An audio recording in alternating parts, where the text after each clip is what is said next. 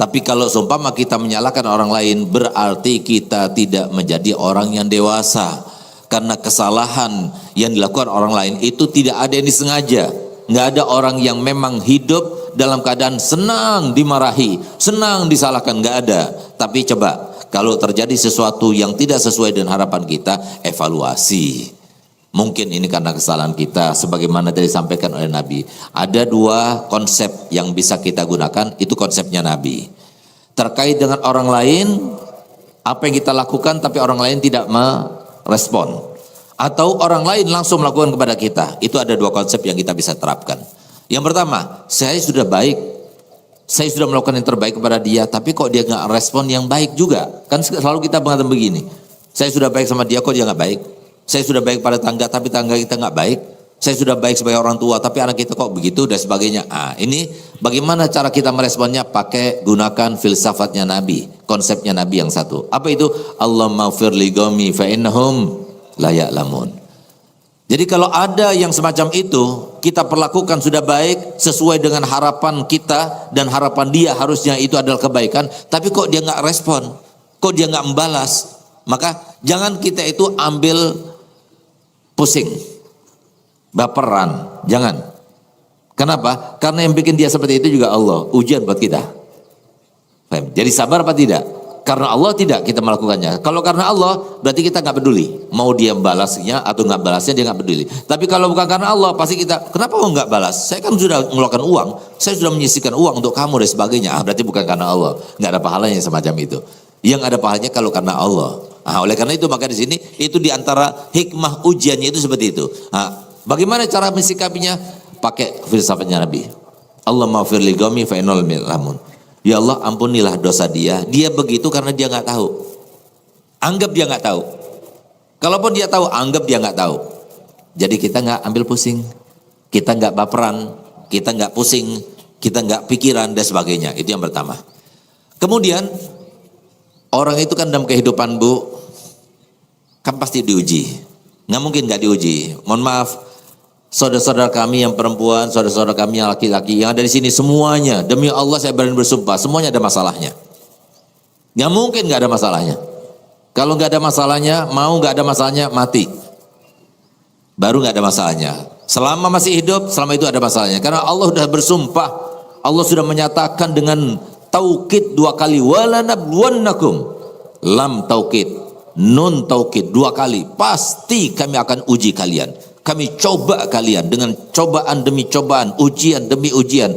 Selesai ujian, jangan langsung kita berhela nafas. Wah, udah selesai, bentar lagi ada lagi ujian.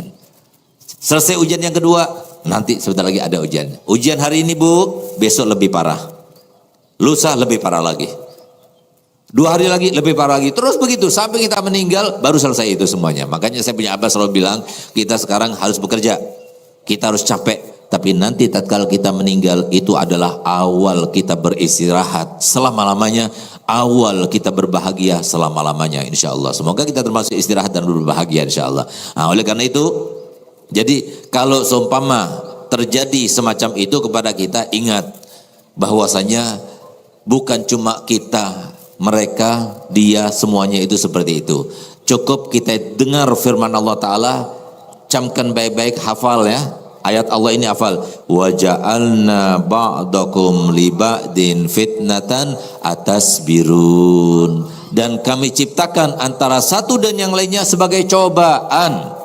Kami ciptakan antara satu dan yang lainnya sebagai cobaan. Siapa satu dan yang lainnya? Suami dengan istrinya, orang tua dengan anaknya, saudara dengan saudaranya, tetangga dengan tetangganya, semuanya cobaan. Kalau kita ingin tahu siapa keluarga kita, siapa istri kita, siapa pasangan kita dan sebagainya, mereka adalah orang-orang yang sudah diseleksi oleh Allah Ta'ala dari sekian banyak, sekian miliar di dunia yang paling bisa menguji kita. Pertimbangannya yang paling bisa menguji kita siapa? Dialah ayah kita, ibu kita, istri kita, suami kita, anak kita. Memang sengaja Allah ciptakan seperti itu. Untuk apa? Menguji kita ini pasrah apa tidak, sabar apa tidak, yakin apa tidak, beriman apa tidak.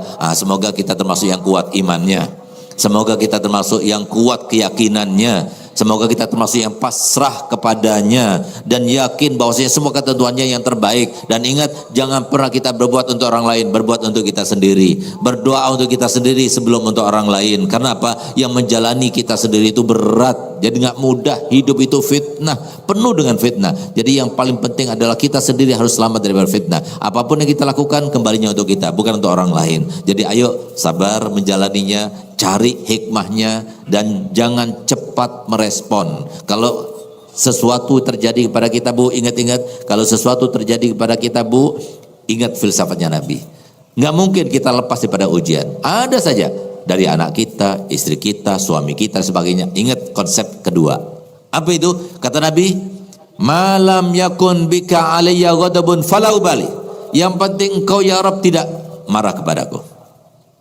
Fala ubali, aku tidak peduli. Yang terjadi pada diriku aku tidak peduli. Aku dihina, aku dibully, aku dikatai, aku dicela dan sebagainya. Aku tidak peduli. Yang penting kau ridho kepadaku. Jadi ayo sama-sama kita gunakan belajar untuk menjalankan konsepnya Nabi. Bukan cuma kita yang merasa seperti itu, tapi semuanya juga seperti itu. Semuanya diuji, semuanya dicoba. Ayo jadikan kita termasuk orang sukses.